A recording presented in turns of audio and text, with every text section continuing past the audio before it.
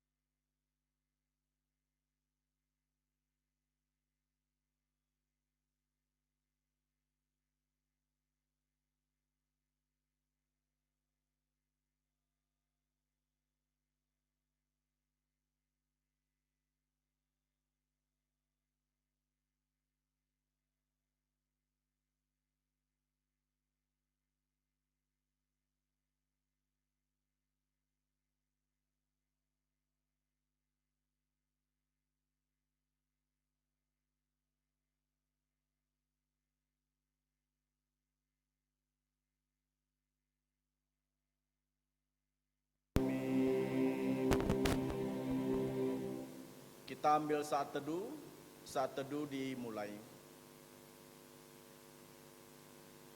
Mazmur nomor 135 ayat 1 sampai 2. Demikian bunyi firman Tuhan. Haleluya. Pujilah nama Tuhan, pujilah hai hamba-hamba Tuhan. Hai orang-orang yang datang melayani di rumah Tuhan, di pelataran rumah Allah kita. Amin. Saat teduh selesai. Kita memuji Tuhan 354. Saudara-saudari dipersilakan bangkit berdiri. 354.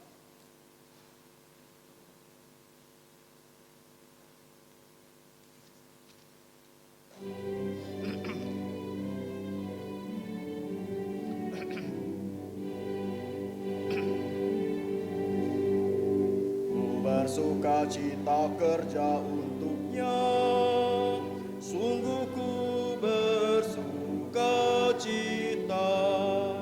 Ada sukacita dalam jantungku, ku bekerja untuknya. Ku serahkan semuanya, kerja untuk rajaku. Ada damai sukacitaku bekerja untuknya. Ku bersukacita kerja untuknya, sungguh ku bersukacita. Tiap langkahku turut perintahnya dan bekerja untuknya. Ku serahkan semuanya, kerja untuk rajaku. Ada damai sukacitaku bekerja untuknya. Ku bersukacita kerja untuknya, sungguh ku bersukacita. Ku rela serahkan semua untuknya, untuk bekerja untuknya. Ku serahkan semuanya, kerja untuk rajaku. Ada damai sukacitaku bekerja untuknya. kita datang ke hadapan Tuhan, kita mau merendahkan diri kita serendah-rendahnya di hadapan Tuhan. Kita masuk di dalam doa.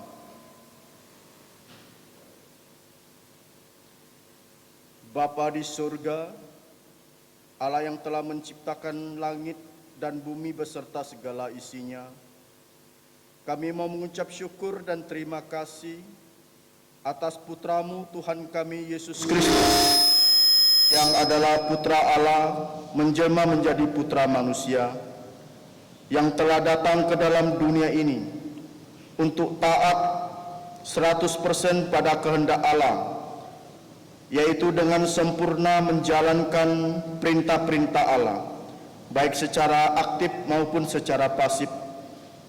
Secara pasif Tuhan Yesus sudah rela disalibkan di atas kayu salib. Dengan darahnya yang kudus telah menyucikan setiap dosa-dosa dan pelanggaran setiap manusia.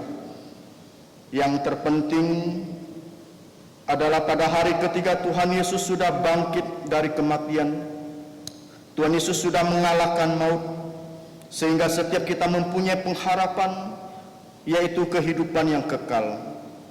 Terima kasih Bapa di surga, Engkau sudah memimpin setiap kami datang ke bait-Mu yang kudus untuk menyembah Engkau di dalam roh dan kebenaran. Kami berharap agar Engkau memberikan kami lubuk jantung yang baik dengan rela dan sukacita untuk menyembah Engkau, sehingga setiap kami bisa memperoleh perubahan di dalam kehidupan kami, baik secara jasmani maupun secara rohani. Terima kasih Bapa di surga. Sebentar kami akan mendengarkan firman-Mu. Kami memohon agar Engkau membuka lubuk jantung kami, sehingga kami dapat mengerti firman Tuhan yang disampaikan, dan kami dapat menjadi pribadi-pribadi yang selalu mengasihi Engkau, untuk sungguh-sungguh percaya dan mengikut Tuhan Yesus, dan mengakui bahwa Tuhan Yesus adalah Tuhan dan Juru Selamat secara pribadi kami. Terima kasih Bapa di surga. Dengarkanlah doa kami hanya di dalam nama Tuhan Yesus Kristus, yang sudah mengajarkan kami doa Bapa kami yang berbunyi, Bapa kami yang di surga, dikuduskanlah nama-Mu, datanglah kerajaan-Mu, jadilah kehendak-Mu di bumi seperti di surga. Berikanlah kami pada hari ini makanan harian kami, dan ampunilah kami akan kesalahan kami, seperti kami juga mengampuni orang yang bersalah kepada kami. Dan janganlah membawa kami ke dalam pencobaan, tetapi lepaskanlah kami dari yang jahat. Karena Engkaulah yang punya kerajaan dan kuasa dan kemuliaan sampai selama-lamanya. Amin. Gloria Patri.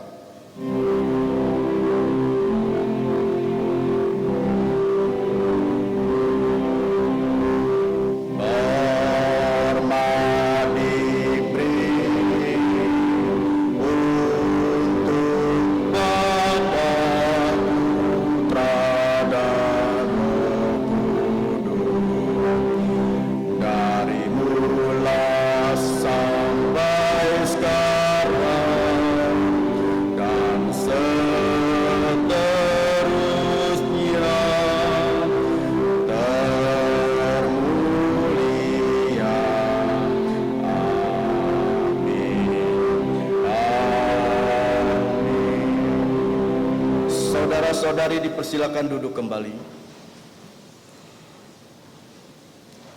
Selanjutnya kita buka Alkitab kita, yaitu Kisah Para Rasul pasal 6 ayat 1 sampai 7. Silakan membuka Alkitabnya. Kisah Para Rasul ayat 6 1 sampai dengan 7. Kita akan membacanya secara bertanggapan. Saya baca yang pertama, saudara-saudari baca yang kedua, yang ketiga saya, keempat saudara-saudari, kelima kembali saya, dan ayat ke-6 sampai ke-7 kita akan sama-sama membacanya. Saya akan mulai. Kisah Para Rasul pasal yang ke-6 ayat 1 sampai 7. 7 orang dipilih untuk melayani orang miskin. Pada masa itu ketika jumlah murid makin bertambah, timbullah sungut-sungut di antara orang-orang Yahudi yang berbahasa Yunani terhadap orang-orang Ibrani, karena pembagian kepada janda-janda mereka diabaikan dalam pelayanan sehari-hari. Berhubung dengan itu, ke-12 rasul itu memanggil semua murid berkumpul dan berkata, "Kami tidak merasa puas karena kami melalaikan firman Allah untuk melayani meja. Karena itu, saudara-saudara, pilihlah 7 orang dari antaramu yang terkenal baik, yang penuh roh dan hikmat, supaya kami mengangkat mereka untuk tugas itu, dan supaya kami sendiri dapat memusatkan pikiran dalam doa dan pelayanan firman." Usul itu diterima baik oleh seluruh jemaat. Lalu mereka memilih Stefanus, seorang yang penuh iman dan Roh Kudus, dan Filipus, Prokorus, Nikanor, Timon, Permenas, dan Nikolaus, seorang penganut agama Yahudi dari Antioquia. Sama-sama mereka itu dihadapkan kepada rasul-rasul. Lalu rasul-rasul itu pun berdoa dan meletakkan tangan di atas mereka. Firman Allah makin tersebar, dan jumlah murid di Yerusalem makin bertambah banyak. Juga sejumlah besar imam menyerahkan diri dan percaya. Berbahagialah orang yang kesukaannya membaca, merenungkan, dan menjalankan firman Tuhan. Selanjutnya kembali kita memuji Tuhan. Kita buka pujian 367, Yesus selamatkan. 367.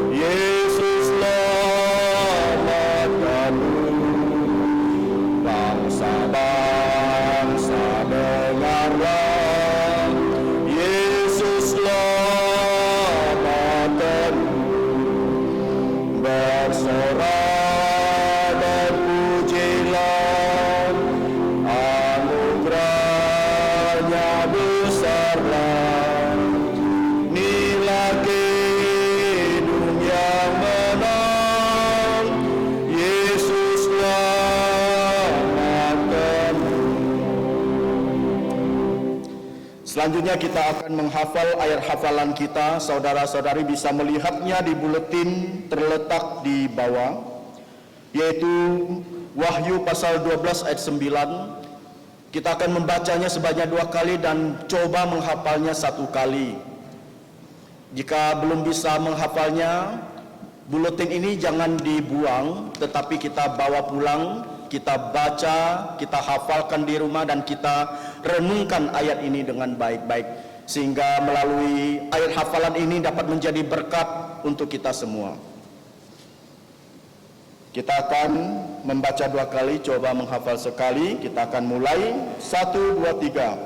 Wahyu pasal 12 ayat 9. Dan naga besar itu, si ular tua yang disebut iblis atau Satan, yang menyesatkan seluruh dunia, dilemparkan ke bawah. Ia dilemparkan ke bumi bersama-sama dengan malaikat-malaikatnya.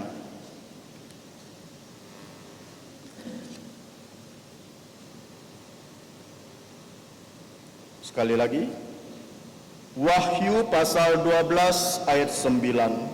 Dan naga besar itu, si ular tua, yang disebut iblis atau Satan, yang menyesatkan seluruh dunia, dilemparkan ke bawah. Ia dilemparkan ke bumi bersama-sama dengan malaikat-malaikatnya.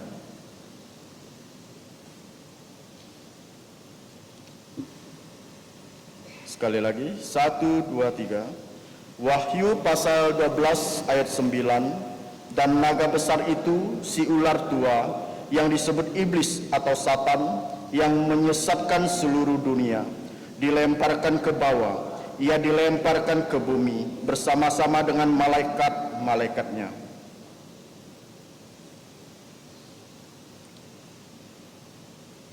Selanjutnya kita akan mendengarkan warta gereja kita pada pagi ini.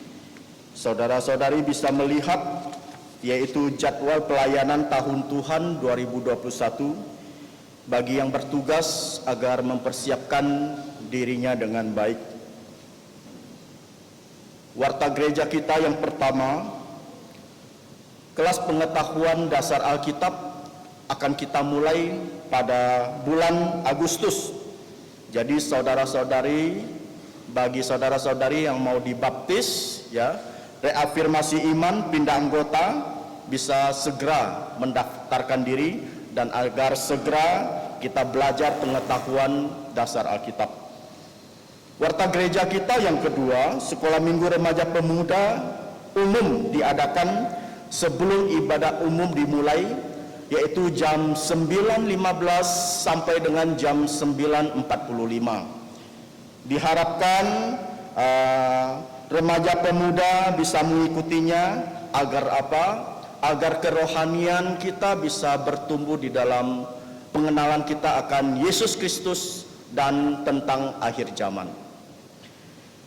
Warta gereja ketiga, tolong doakan dan informasikan penerimaan murid-murid TK dan SD Kristen Kalvari, yaitu untuk TK yaitu bilingual dan SD trilingual, ya. Jadi puji Tuhan juga website Sekolah Kristen Kalvari juga bisa diakses, yaitu di sekolahkristenkalvari.sca.id.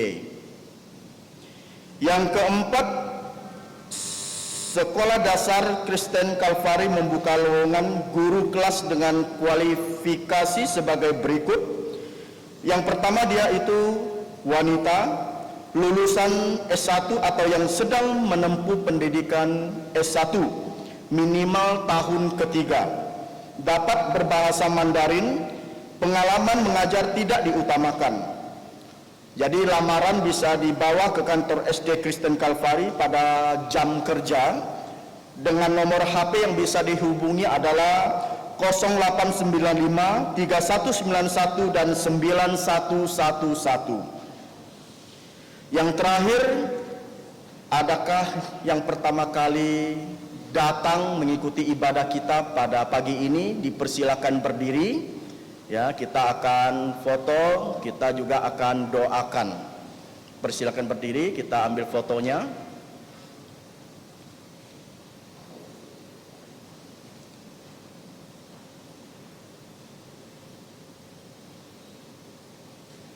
Terima kasih, silakan duduk. Ada lagi yang pertama kali hadir, kami persilakan bangkit berdiri. Kalau tidak ada, kita akan memberikan yang terbaik untuk Tuhan kita. Kita akan masuk pada persembahan. Sambil menjalankan persembahan, kita memuji Tuhan 384, yaitu turunkan hujan berkat-Mu. 384.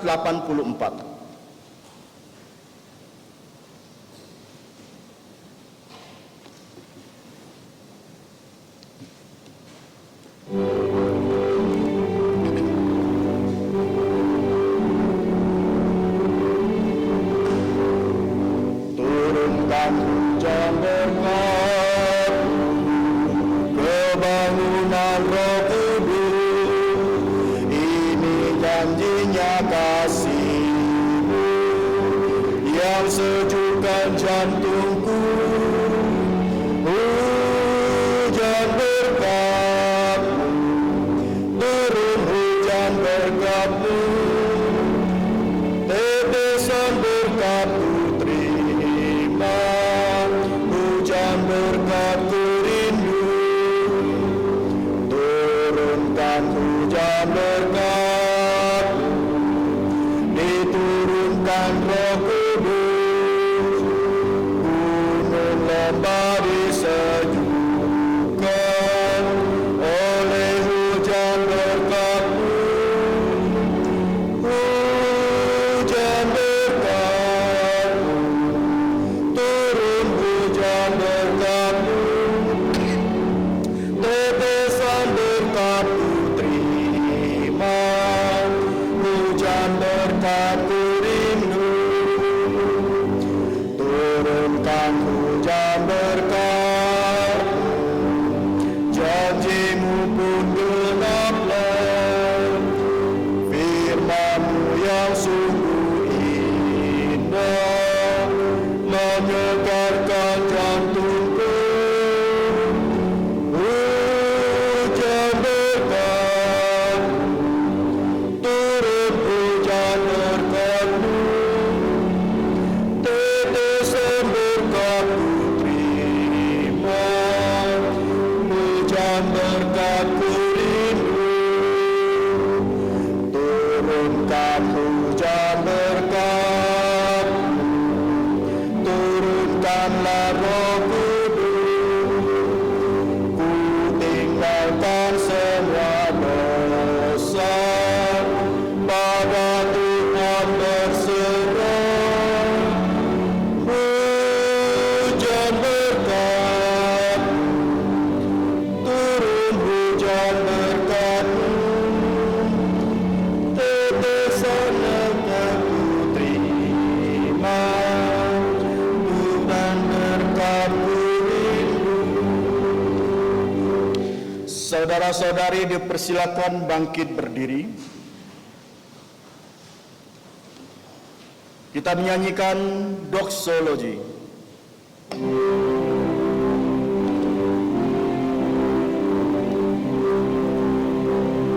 Puji Allah sumber berkat, puji Dia semua ciptaannya, puji Dia para malaikat, Bapa, Putra, dan Roh.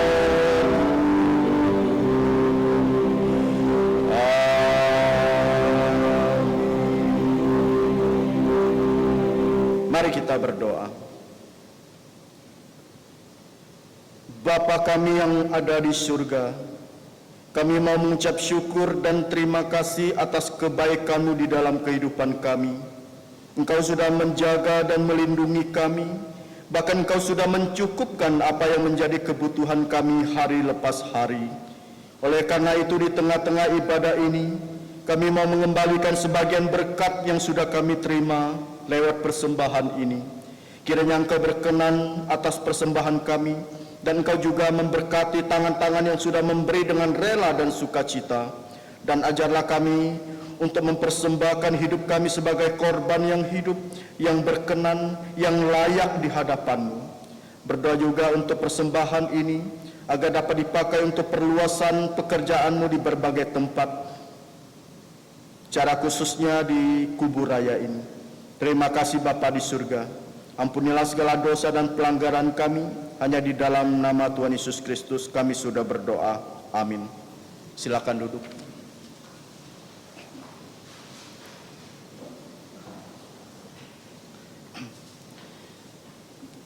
Khotbah kita pada pagi ini yaitu Guru Injil Ajintu sekaligus doa pengembalaan dengan tema khotbah pada pagi ini adalah pelayan yang Alkitabiah. Untuk hambanya kami persilakan. Saudara-saudari yang saya kasih di dalam Yesus Kristus, saya ucapkan selamat pagi dan selamat berhari Tuhan.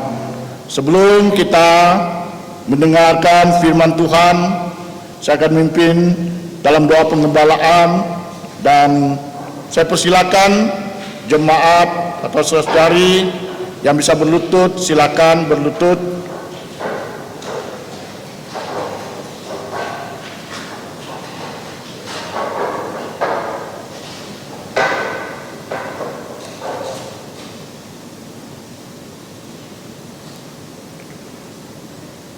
Bapa surgawi, Allah pencipta langit dan alam semesta, kami adalah puncak ciptaan Engkau.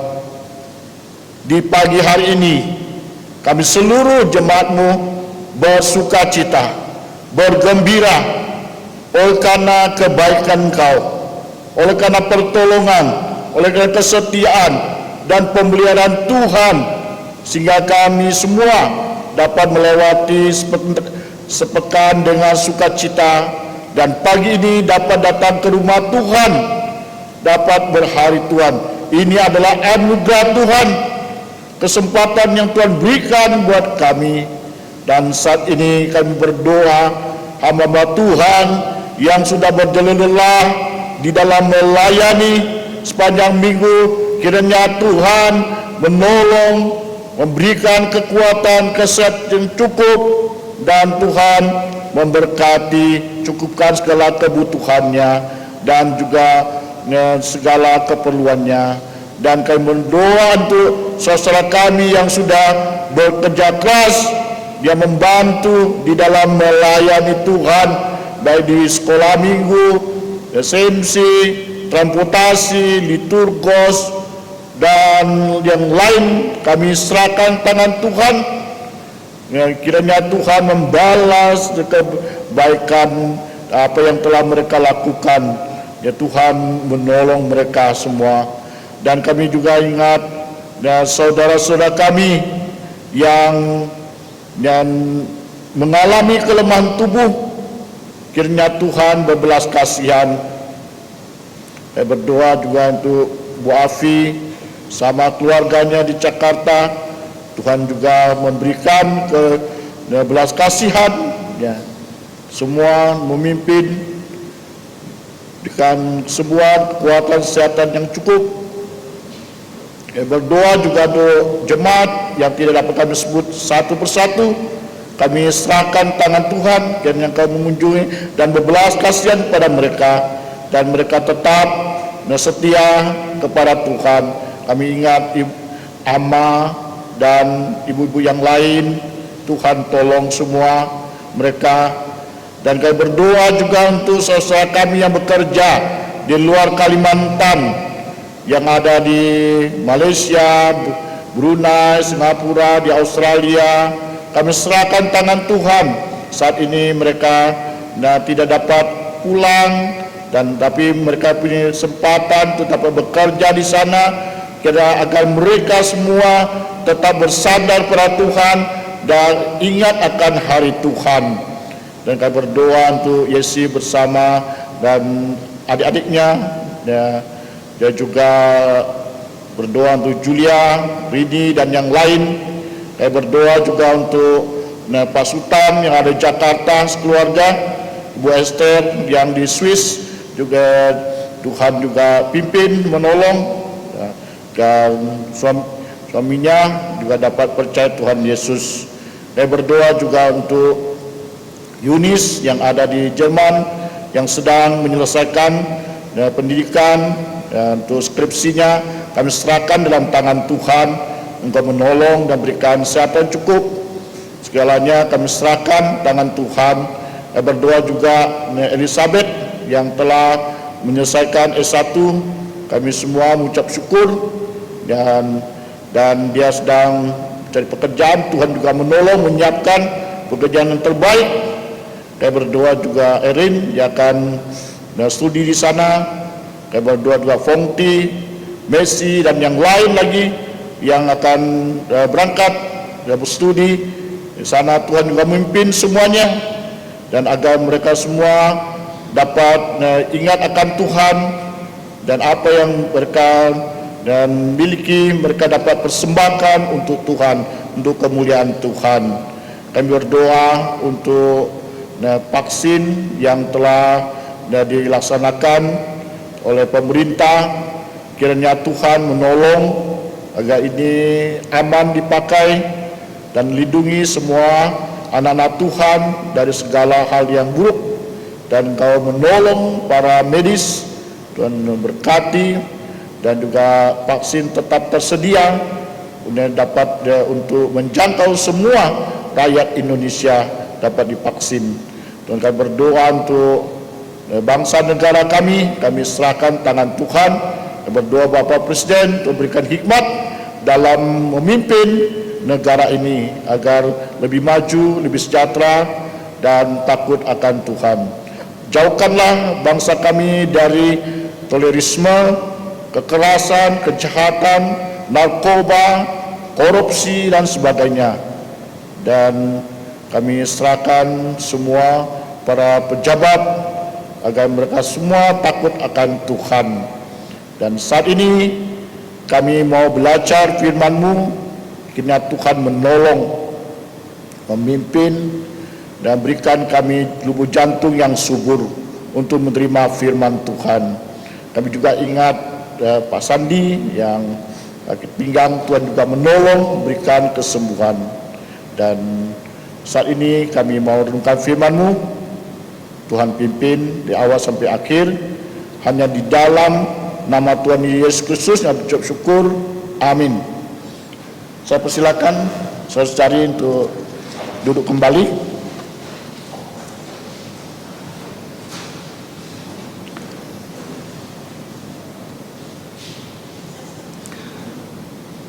Pada pagi hari ini yang kita akan merenungkan firman Tuhan dari Kisah Para Rasul pasal 6 ayat 1 sampai 7, yang saya beri tema pelayan yang alkitabiah. Mungkin kita bertanya, apa itu pelayan? Ya. Menurut Kamus Besar Bahasa Indonesia, pelayan itu adalah orang yang melayani, ya. Atau arti lainnya adalah pembantu. Jadi bukan bos, ya. Nah, menurut Kamus Alkitab, ya, pelayan orang yang melayani seorang pribadi atau secara rohani, ya. Seperti yang dilakukan Markus kepada Paulus, ya. Atau yang dilakukan para imam daripada mesbah bait Allah, ya. Dan itu dapat kita lihat dalam Yeskiel pasal 45 ayat 4. Jadi kita melihat pelayan itu adalah pekerjaan yang mulia, ya. Kalau kita dapat menjadi pelayan, ya, untuk melayani itu adalah pekerjaan yang mulia, ya. Jadi kita melihat bahwa seperti kita melihat Paulus, ya, dia adalah seorang pelayan, ya. Dan waktu dia mengumpulkan yaitu sumbangan untuk orang, ya. Jadi dianggap pelayan.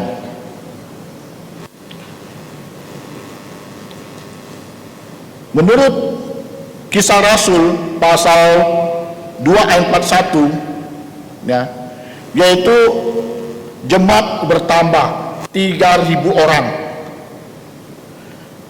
Setelah itu, dan kalau kita melihat di dalam Kisah Rasul yang pasal 4 ayat 4, jemaat bertambah lagi menjadi 5.000 jiwa laki-laki, tidak termasuk wanita dan anak-anak.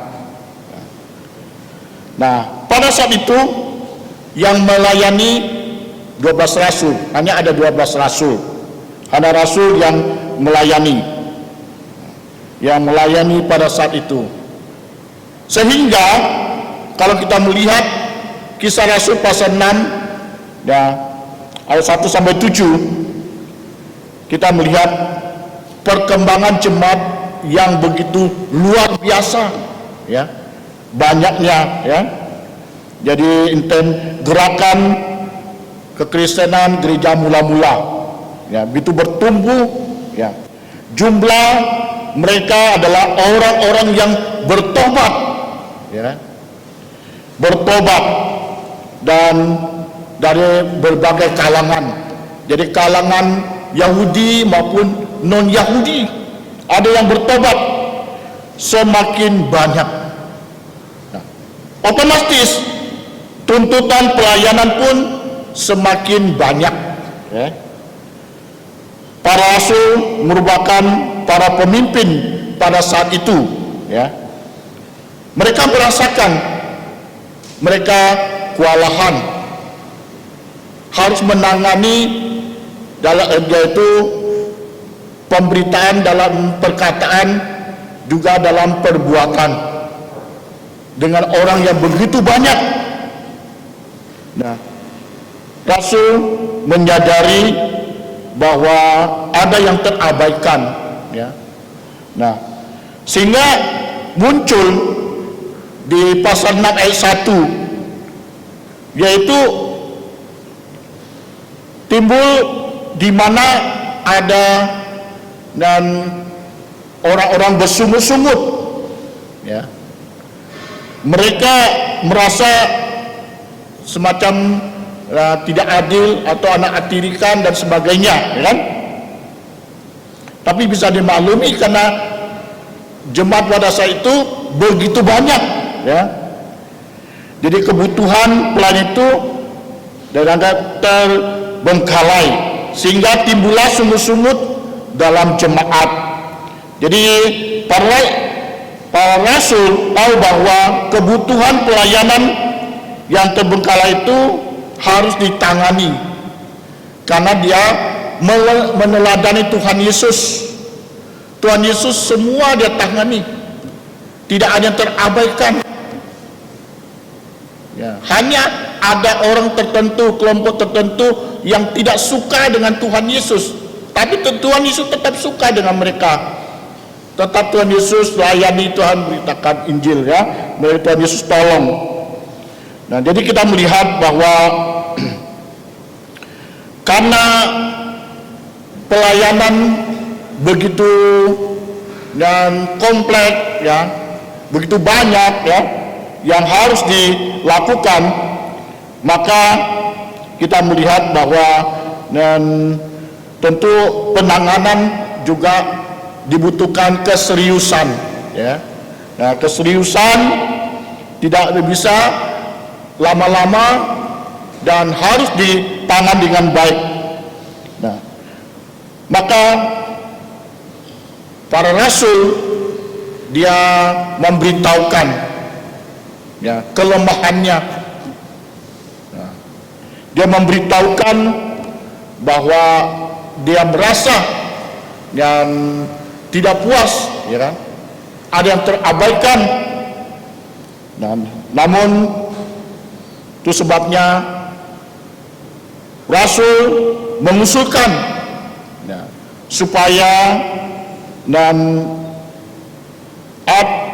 ada pelayan ya, pelayan meja ya.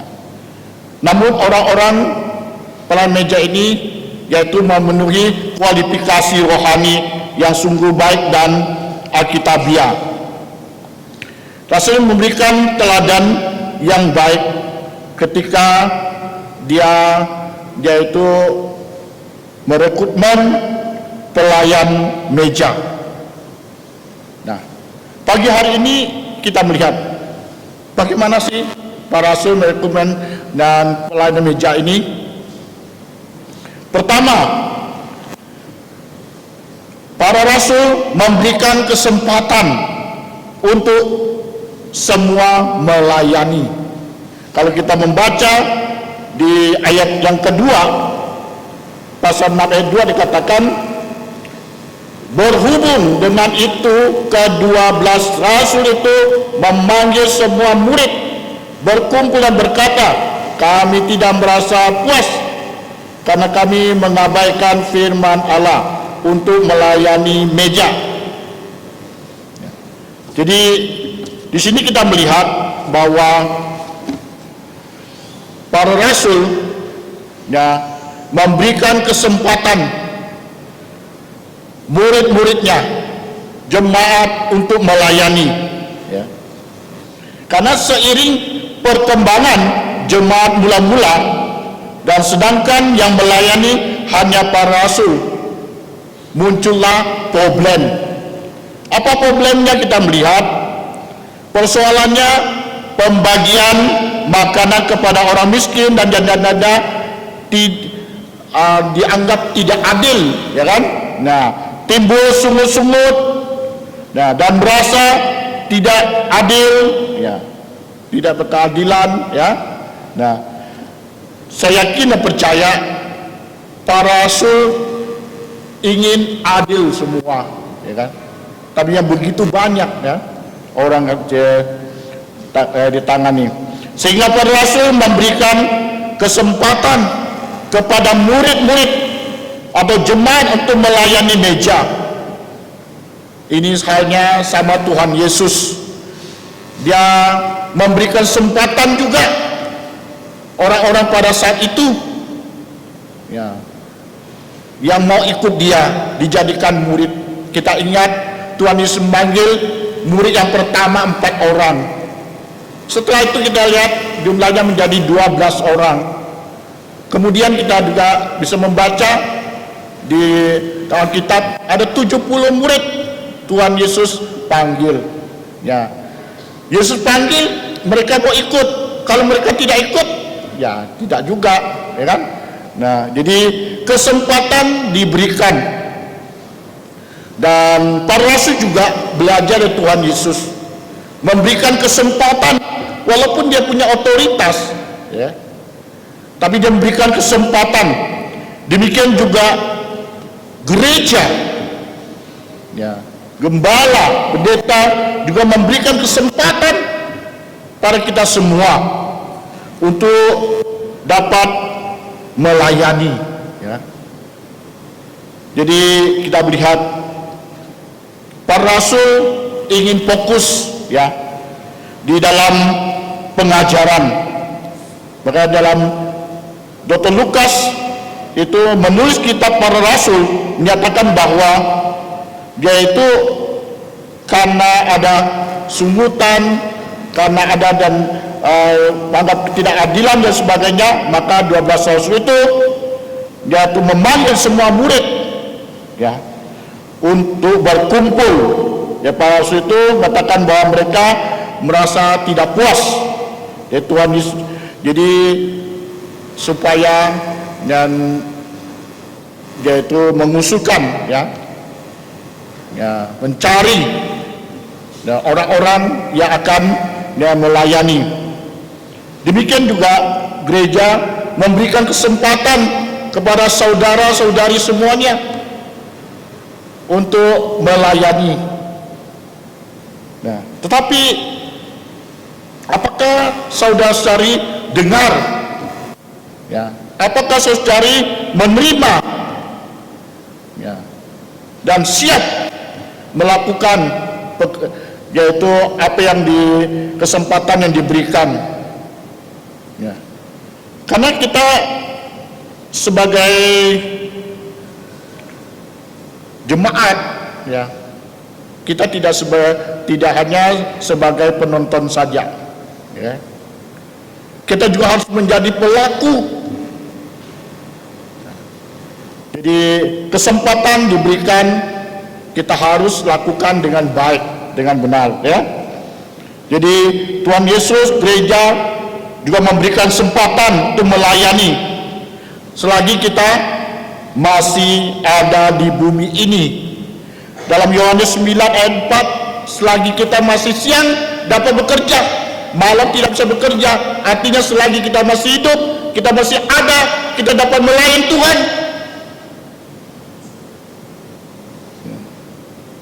Kita jangan khawatir, gunakan karunia rohani dengan baik untuk kemuliaan Tuhan.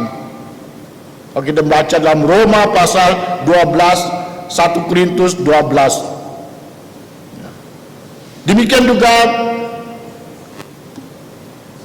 Gapi Karpari Kuburaya juga memberikan kesempatan semua anak muda, semua jemaat untuk melayani. Sudahkah jemaat saudari dengar, ambil bagian? Saya katakan kita tidak boleh hanya sebagai penonton saja. Seperti orang nonton sepak bola, ya kan? Sangat pandai. Dia kalau dia nonton sepak bola, dia bilang, wah, dia suruh pemain itu, dia bilang, kamu tendang ke kaki kiri, sondol pakai kepala kanan, pasti masuk. Tapi karena dia tidak main, tapi kalau dia main kan susah kan? Nah, jadi kita tidak boleh hanya sebagai penonton, kita harus juga menjadi pelaku. Nah, dikatakan kita firman Tuhan dalam Yakobus katakan kita harus menjadi pelaku firman Tuhan. Ya, karena kita menipu diri kita sendiri ya. Ya, sudahkah kita sebagai jemaat menjadi pelaku firman Tuhan, ambil bagian dalam pelayanan? Gereja juga harus memberikan kesempatan seluasnya kepada jemaat untuk melayani. Pelayanan itu adalah milik Tuhan. Jadi bukan milik sekelompok, bukan milik seorang, ya. Namun punya aturan. Ya. Para rasul memberikan kesempatan untuk melayani. Demikian juga Tuhan Yesus beri kesempatan. Gereja, Tuhan juga berikan kesempatan pada kita. Sampai hari ini juga Tuhan Yesus memberikan kesempatan bagi kita untuk melayani. Mungkin selama ini kita tidak peduli, kita cuek. Pagi ini kita mulai sadar, kita mulai berkomitmen untuk melayani Tuhan sesuai dengan karunia yang ada pada kita, karunia rohani. Setiap orang yang percaya Tuhan Yesus memiliki karunia rohani. Jadi saudara-saudari, apakah saudari dan melupakan, melalaikan kesempatan yang diberikan? Ini Raja segala raja memberikan kesempatan kepada kita. Oleh itu kita lakukan, kita dengar, dan semua harus bersedia.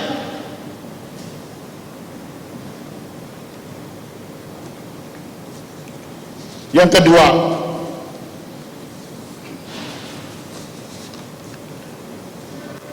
pelayan Tuhan wajib memiliki kualifikasi Alkitab.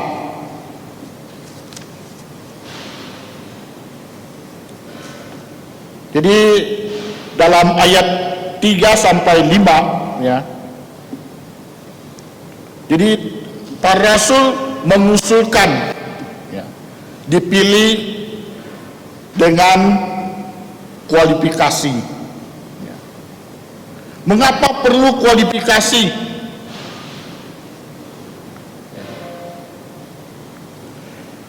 Kualifikasi di sini kualifikasi rohani. Ya. Ya. Kita ingat ketika Saul ya, ditolak oleh Tuhan. Kemudian Tuhan suruh Samuel untuk mengurapi anak Isai. Kemudian Samuel sampai ke rumah Isai, Isai tunjukkan anaknya. Wah, tinggi, besar, gagah. Wah, Samuel pikir, oh ya, ini pasti orang ini yang cocok nih. Tuhan bukan. Kemudian dikeluarkan lagi secara 7 orang secara berderet. Tuhan juga bilang bukan. Secara manusia Samuel bilang, oh ini yang cocok, ini yang bagus, ya kan? Tetapi kemudian dan Samuel tanya, apakah hanya ini anakmu? Enggak, dia bilang, masih ada lagi, satu lagi yang sebagai gembala domba. Suruh pulang. Nah, saat itulah Tuhan bilang iya. Okay? Nah, jadi Tuhan bukan melihat arah seseorang, fisik seseorang, tapi melihat jantung. Demikian juga dan sebagai pelayan Tuhan wajib memiliki kualifikasi alkitabiah. Mengapa perlu kualifikasi alkitabiah? Bisa menyesatkan orang kalau tidak alkitabiah, bisa menyusahkan para rasul, apalagi jumlahnya 5.000, bukan tambah bagus, tambah kacau, ya kan?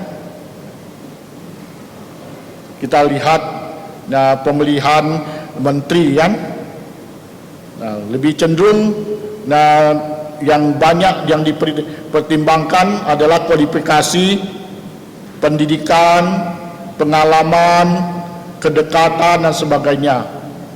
Sehingga apa yang terjadi setelah duduk menjadi korupsi, ya kan?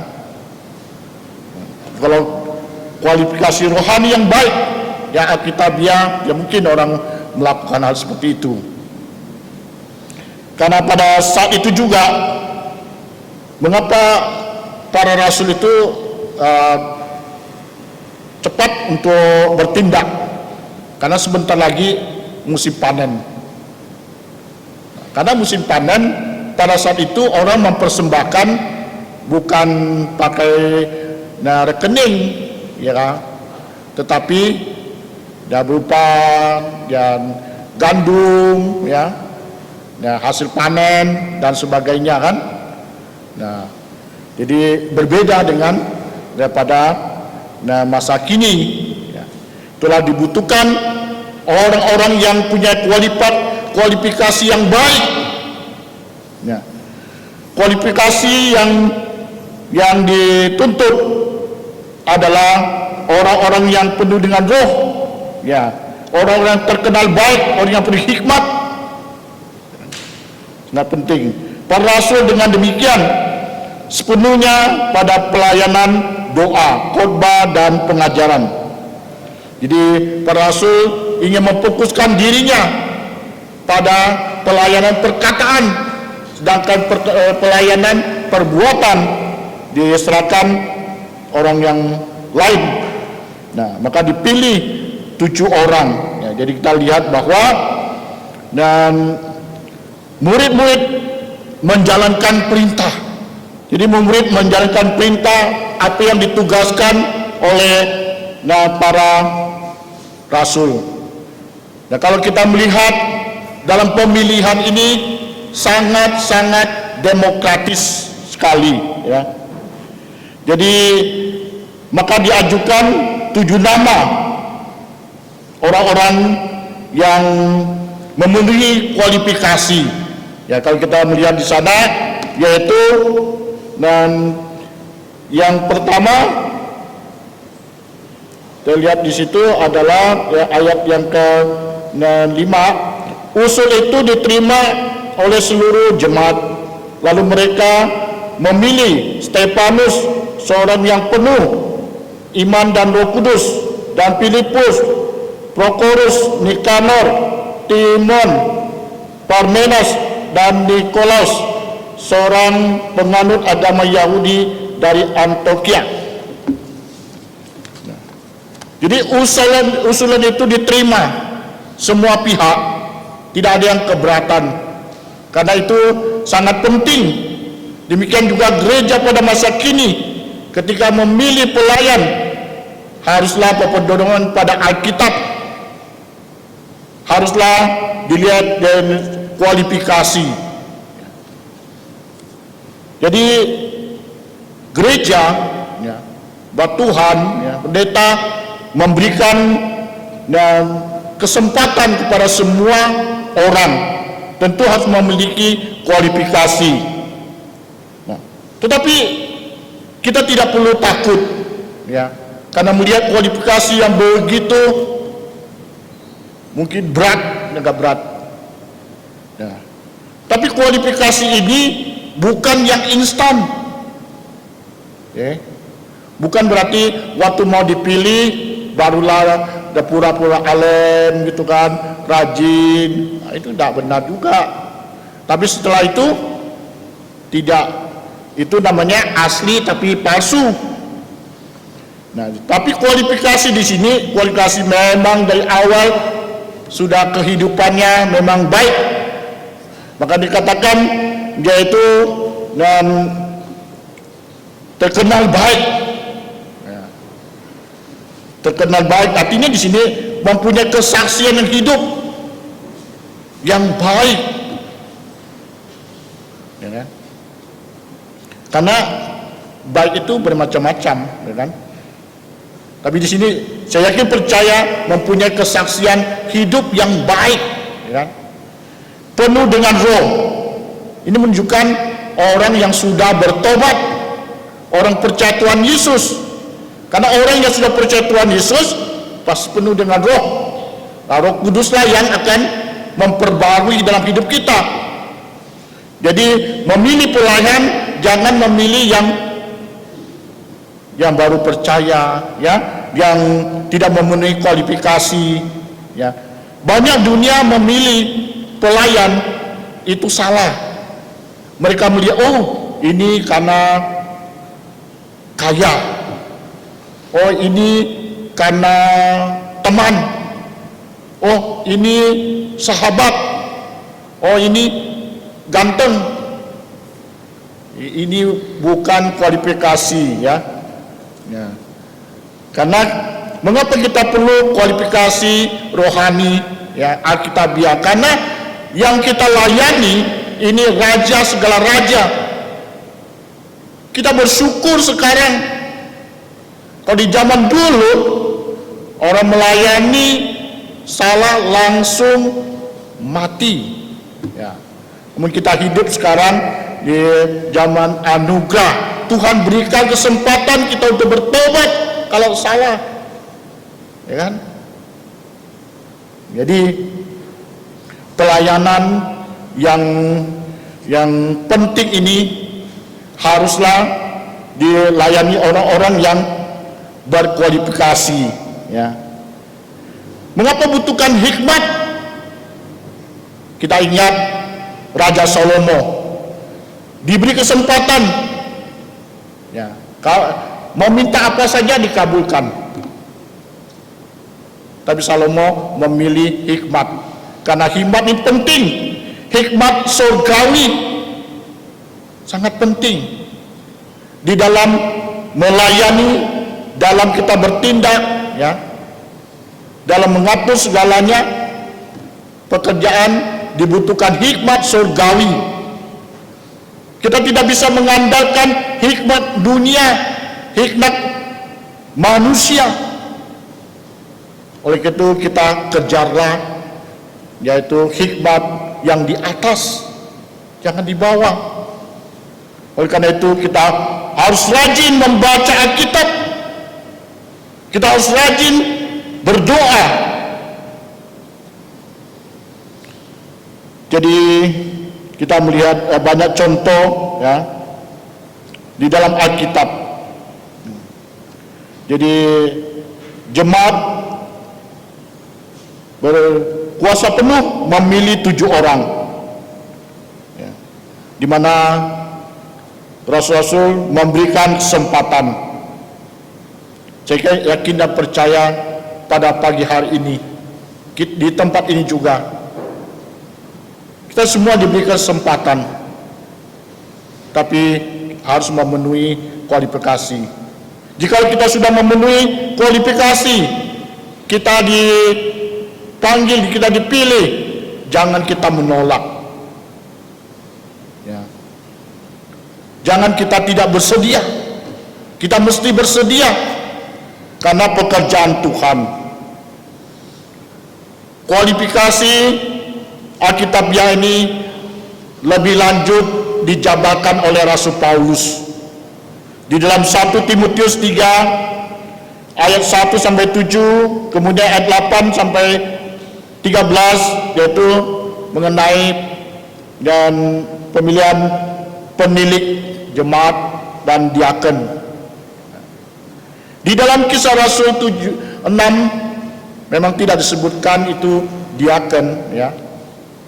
Tapi di bagian lain seperti di surat Filipi juga menjelaskan ada istilah diaken itu. Nah, ada pelayan. Ya, tapi itu pelayan meja. Ya. Jadi pelayan meja itu juga pekerjaan yang terhormat. Ya. Jadi jangan kita sia-siakan kalau saudara-saudari dipilih untuk tugas tersebut. Misalnya tugas dan menyapu, itu juga melayani itu juga berharga. Ya, mungkin di mata manusia ya kayaknya terlalu tidak bagus, tetapi di mata Tuhan sangat bagus. Ya. Jadi kalau kita sudah dipilih, ya, kesempatan diberikan, kita lakukan dengan segenap jantung kita. Jadi kita melihat bahwa di dalam gereja itu selalu memberikan kesempatan buat kita. Oleh karena itu jangan kita abaikan. Bagaimana dengan saudari pada pagi hari ini? Adakah kita punya kerinduan untuk melayani Tuhan? Tapi kita harus memenuhi kualifikasi rohani yang baik.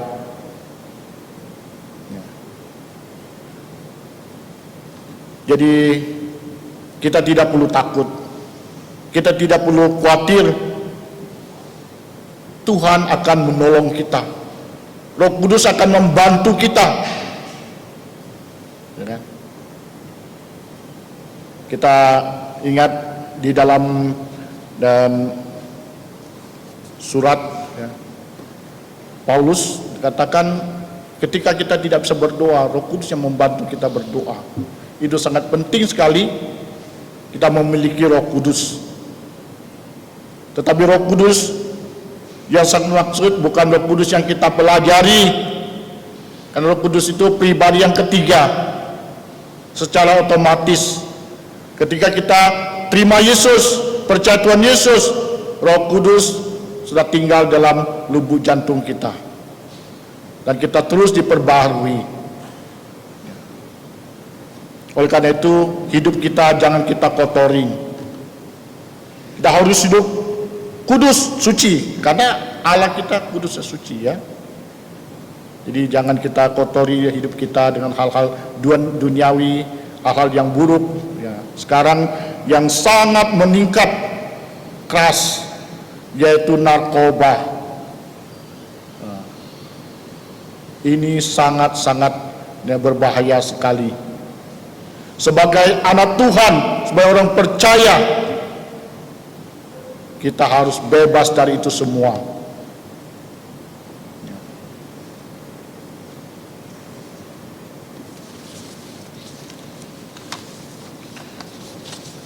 Yang ketiga, para rasul mendoakan menumpang tangan. Jadi setelah selesai, ya, dipilih 7 orang, ya, kemudian diserahkan kepada rasul, karena rasullah yang berwenang untuk hal itu, ya kan? Demikian juga gereja kan. Ya. Berwenang adalah gembala setempat, pendeta setempat, atau yang berwenang untuk itu. Ya. Jadi tidak semua orang boleh. Kalau semua orang boleh, kacau kan? Bisa kacau. Jadi kita melalui yaitu dalam ayat 6 dan 7, ya, para rasul mendoakan dan menumpangkan tangan. Jadi pada ayat 6 firman Tuhan tersebut dapat kita bahwa ketujuh orang sudah terpilih, ya, dan kemudian dihadapkan kepada para rasul. Selanjutnya para rasul berdoa, ya, kepada Tuhan dan menumpangkan tangan pada 7 orang ini supaya mereka resmi sah menjadi pelayan meja. Nah, jadi dengan didoakan tumpang tangan sebagai bukti pelayanan resmi sah, ya. Jadi tidak ilegal. Kita dan ini sebagai pejabat gereja melayani itu banyak, ya. Ada yang bukan sebagai pejabat kan, pejabat gereja tidak masalah, ya kan. Silakan, misalnya kita mau penginjilan sendiri dari rumah ke rumah, nah, silakan, tidak masalah, ya. Tapi kalau dan pejabat gereja, ya, itu harus didoakan, ditumpang tangan sehingga jemaat tahu, ya, ya, supaya ini resmi sebagai pelayan pekerja. Jadi kita melihat bahwa sebelum mereka melaksanakan pekerjaan, mereka doakan, dia tumpang tangan oleh para rasul. Para rasul pun tidak menolak usulan yang disampaikan karena sudah memenuhi kualifikasi, ya, seperti Stefanus, ya, Filipus. Nah, kita lihat di pasal berikutnya, luar biasa sekali. Stefanus adalah martir pertama, ya, dia memberitakan Injil luar biasa. Filipus, ya, demikian juga, ya, ada yang menonjol, ya, dan kita orang yang dipilih. Jadi gereja dan kita semua dapat meneladani, ya, apa yang dilakukan oleh para rasul dan secara alkitabiah. 7 orang ditabiskan ke dalam jabatan mereka dan mereka menerima tumpangan tangan. Ini sudah dilakukan di dalam perjanjian lama, okay? Kita ingat bagaimana, dan yaitu dalam Kejadian 48 ayat 13, ya, tentang itu menurunkan berkat.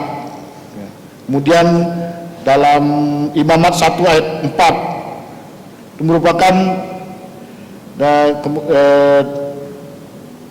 berkaitan dengan kutub, ya.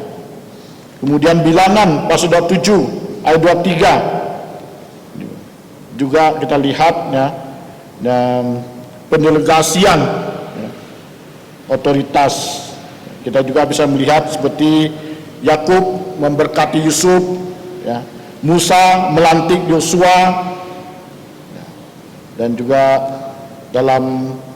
dan kita lihat dalam baptisan, ya. Yesus kalau perjanjian baru, ya, kita ingat Tuhan Yesus juga memberkati anak-anak, kan, ya. Jadi itu telah dilakukan. Nah, jadi pada zaman sekarang, ya, dan tumpang tangan, banyak juga orang salah, kan. Jadi semua ditumpang tangan, tumpang tangan, tumpang tangan. Kita harus ingat, ya, ini bukan suatu permainan, okay? Nah, dan perjanjian lama juga hanya orang-orang tertentu, okay? Kita yang dapat menumpang tangan, kan? Demikian juga di gereja, biasanya tumpang tangan itu pendeta, okay? Nah, karena sudah dilantik, ya, karena sebelum dia dilantik pun ditumpang tangan. Ya, jadi orang yang dibaptis, ya kan, ya, berdoa dan untuk kesembuhan ya, orang yang itu yang pernah dilakukan oleh Tuhan Yesus, ya.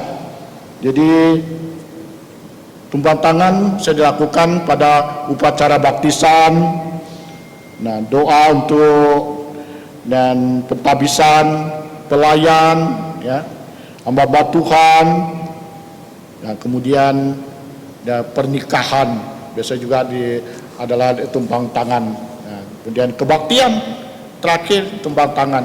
Semua ini adalah Tuhan Yesus memberikan teladan dan rasul-rasul mengikuti teladan dari Tuhan Yesus. Kita juga harus mengikuti teladan dari Tuhan Yesus. Jadi kita lihat bahwa dan ketujuh orang ini telah didoakan dan ditumpang tangan oleh rasul-rasul. Mereka terpilih secara sah, secara resmi, dan mereka dapat melayani orang-orang miskin, para janda. Nah, jadi mereka, supaya mereka tidak lagi ada yang sungut-sungut, ya, mereka tidak lagi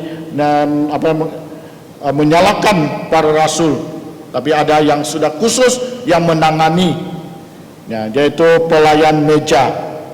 Jadi rasul fokus dalam pelayanan dalam perkataan, ya kan, berdoa, mengajar, menginjil dan seterusnya.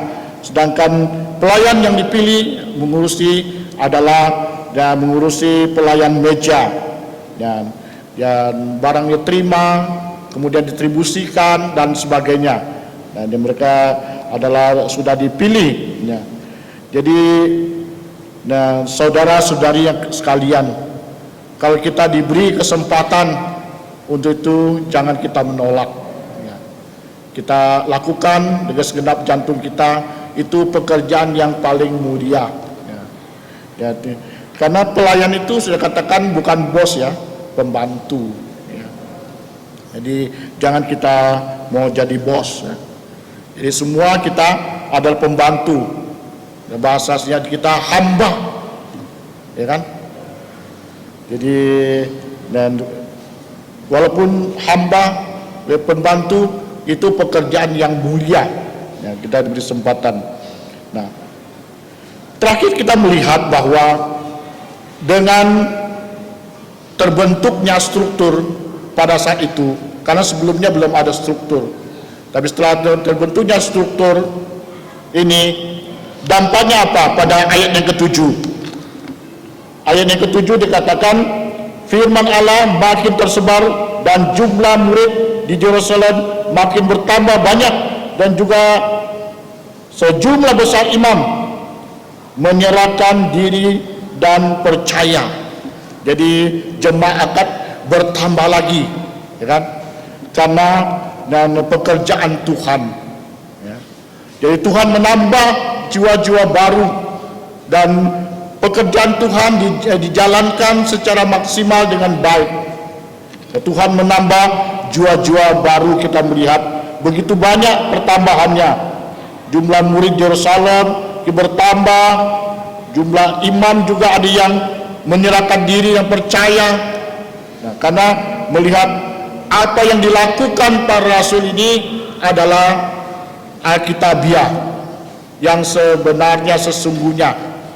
Demikian juga gereja pada masa ini, kita sudah melakukan pelayanan sesuai dengan Alkitab, ya. Jangan kita di luar Alkitab. Oleh karena itu, kita harus lebih banyak belajar firman Tuhan. Nah, pada pagi hari ini kita telah belajar 3 hal, ya, yang dilakukan oleh para rasul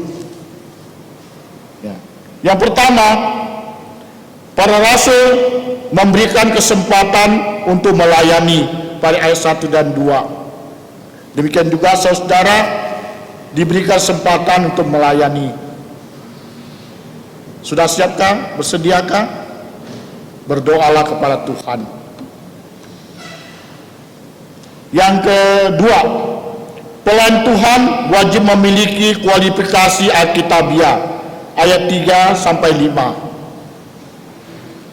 Kualifikasi Alkitabiah bukanlah kualifikasi yang instan, tapi sudah melalui proses dalam hidup kita.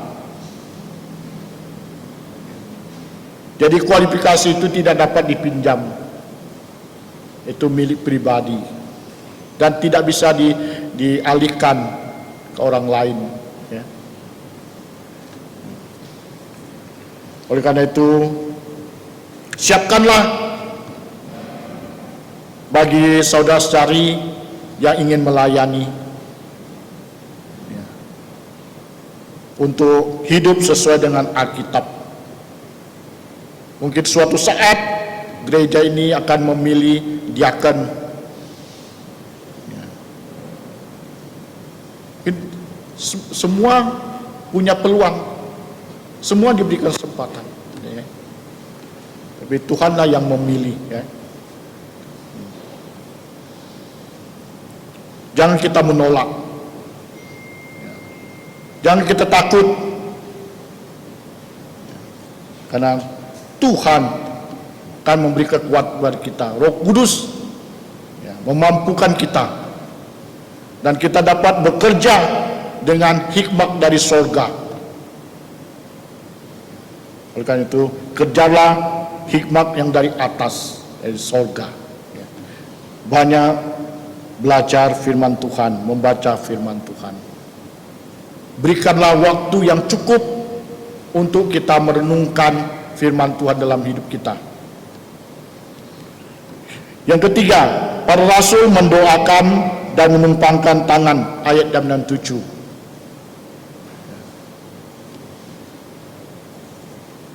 Kesempatan yang sudah diberikan pasti direstui.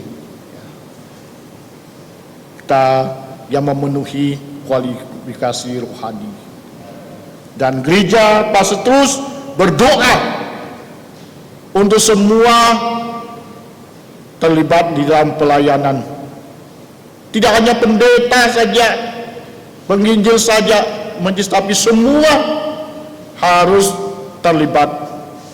Tidak boleh menjadi penonton. Semua harus menjadi pelaku. Maukah kita? Saya yakin percaya kita merindukan gereja ini bertumbuh. Semua harus bekerja. Mari kita berdoa.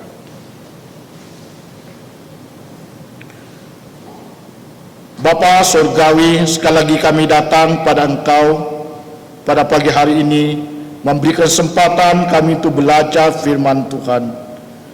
Walaupun banyak hal yang tidak dapat kami jelaskan, kami pahami, kami percaya Roh Kudus akan menjelaskan, memberitahu kami, dan kami menikmati begitu banyak makna rohani dari firman Tuhan pagi hari ini. Persiapkanlah kami untuk menjadi pelayan Tuhan yang baik. Kiranya Tuhan menolong kami untuk bekerja, untuk melayani Tuhan. Kiranya Tuhan juga mengetuk lubuk jantung semua para jemaat,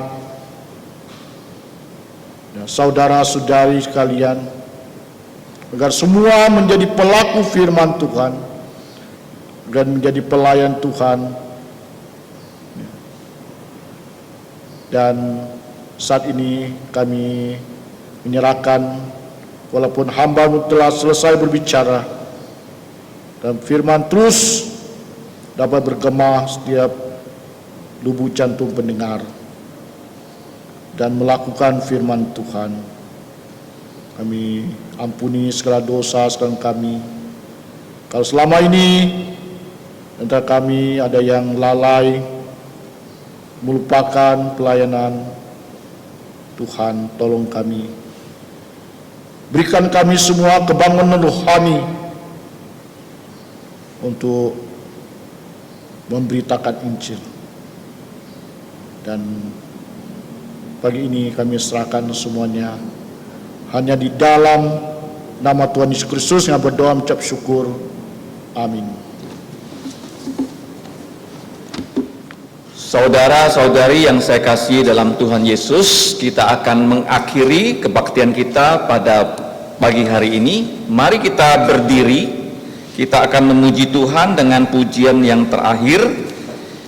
Pujian nomor 379, Terlalu Manise. Kalau kita melihat pujian ini hanya dalam bahasa Indonesia ya, tidak ada bahasa Mandarinnya. Ini memang nadanya nada Indonesia. Tetapi kita bersyukur kalau kita melihat ya di puji-pujian ini itu ada bahasa Inggris dan juga ada bahasa Mandarin yang sudah kita terjemahkan ya.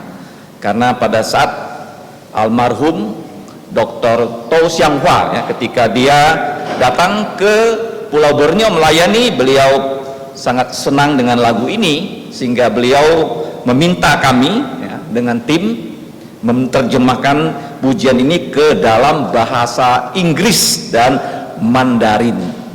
Jadi kita bersyukur bahwa lagu ini dapat menguatkan kita ya untuk melayani Tuhan.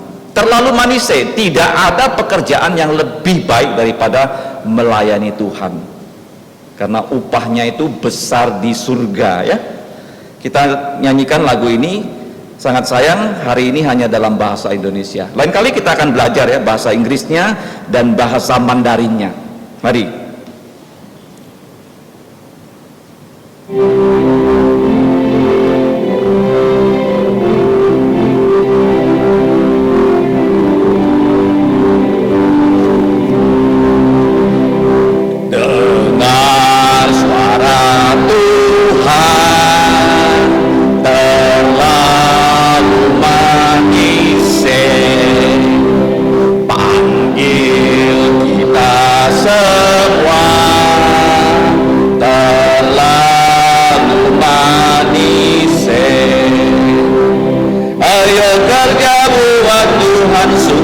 Senang-senangnya dipanggil Tuhan, terlalu manis. Hai, serahkanlah dirimu ke ladang Tuhan, layani Dia, terlalu manis. Kerja buat Tuhan, terlalu manis. Walau pikul salib, terlalu manis. Ayo kerja buat Tuhan, sungguh senang-senangnya dipanggil Tuhan, terlalu manis. Hai, serahkanlah dirimu ke ladang Tuhan, layani Dia, terlalu manis. Mari kita bersatu dalam doa. Allah Bapa kami yang Maha Tahu, yang Maha Hadir, dan yang Maha Kuasa, kami mengucap syukur untuk Putra-Mu Tuhan kami Yesus Kristus yang telah Engkau utus ke dalam dunia untuk menjadi pelayan. Dia datang untuk melayani, bukan untuk dilayani. Bahkan pelayanannya itu menjadi contoh kami semua yang melayani Engkau pada akhir zaman.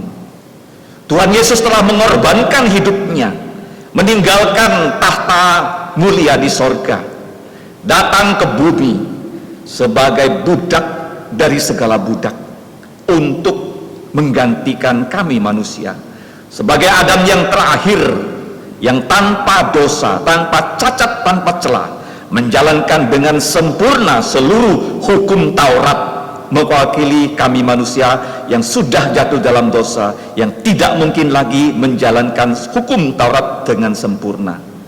Kami juga mengucap syukur Tuhan Yesus rela mengorbankan nyawanya, mati di atas kayu salib, kematian yang paling hina, kematian yang paling menyakitkan. Ia rela menerimanya supaya darahnya menetes dari lubang-lubang paku, baik dari tangannya, dari kakinya, dari lambungnya, supaya dosa-dosa kami dapat dihapuskan. Kalau bukan Tuhan Yesus dengan darahnya yang mengucur di atas bukit Golgota, di atas bukit Kalvari, di atas bukit Tengkorak, maka kami semua manusia harus dilemparkan oleh Engkau, Allah yang adil, Allah yang kudus, ke dalam neraka. Tetapi karena Engkau mengasihi kami, Engkau tidak mau kami yang telah Engkau ciptakan sesuai dengan gambar-Mu dan rupa-Mu dilemparkan ke dalam neraka yang apinya tidak akan pernah dipadamkan, ulatnya tidak mungkin dimatikan, dan di situ dihukum seorang diri tidak akan lagi bertemu dengan manusia-manusia yang lain. Kami mengucap syukur Bapa, Tuhan Yesus yang kelahirannya telah membelah sejarah manusia, sehingga kami mengenal tahun sebelum Tuhan Yesus lahir dan sekarang tahun setelah Tuhan Yesus lahir. Dan Tuhan Yesus sudah mati untuk dosa kami. Dia telah dikuburkan, tetapi pada hari ketiga, pada hari Minggu, Engkau Bapa telah membangkitkan dia dari kematian, sebagai bukti bahwa karya Tuhan Yesus, pelayanan Tuhan Yesus, pengorbanan Tuhan Yesus sudah Engkau terima dengan sempurna.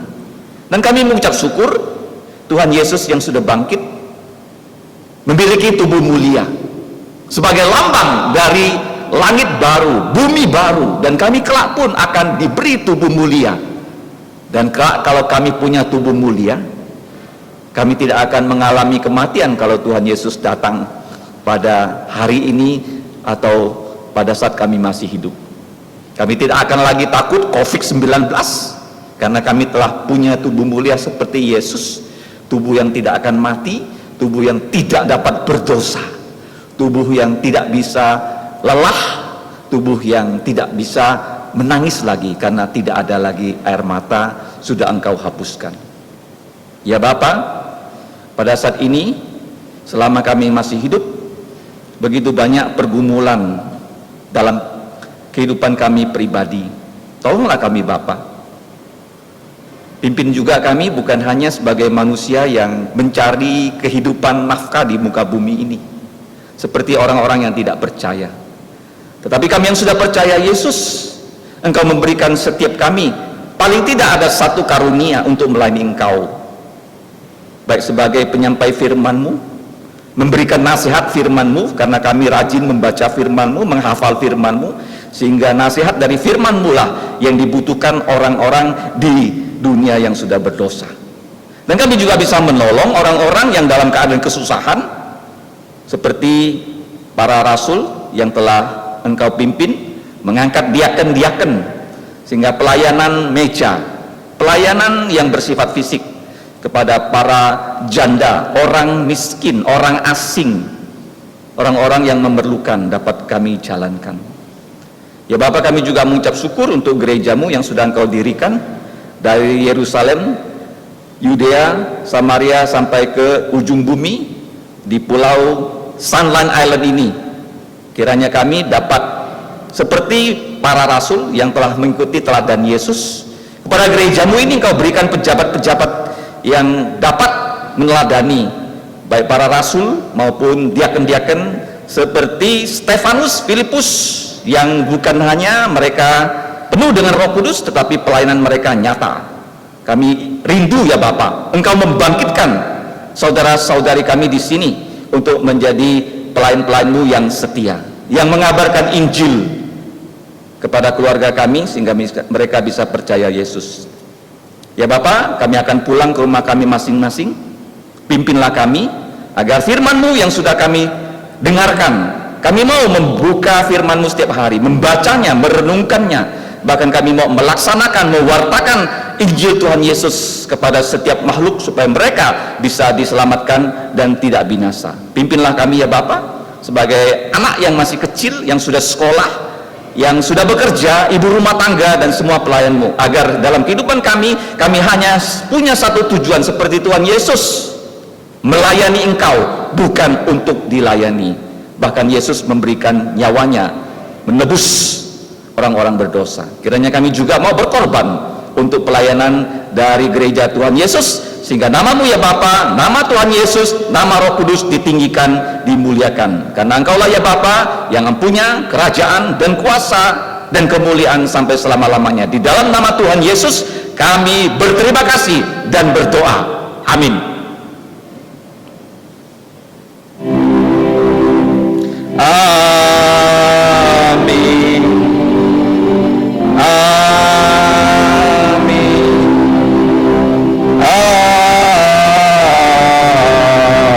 Amin.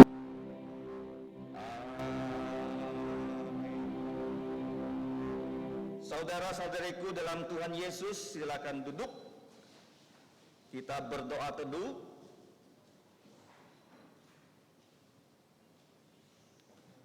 Tuhanmu memberkatimu dan melindungimu. Bilangan 6 ayat 25 sampai 27.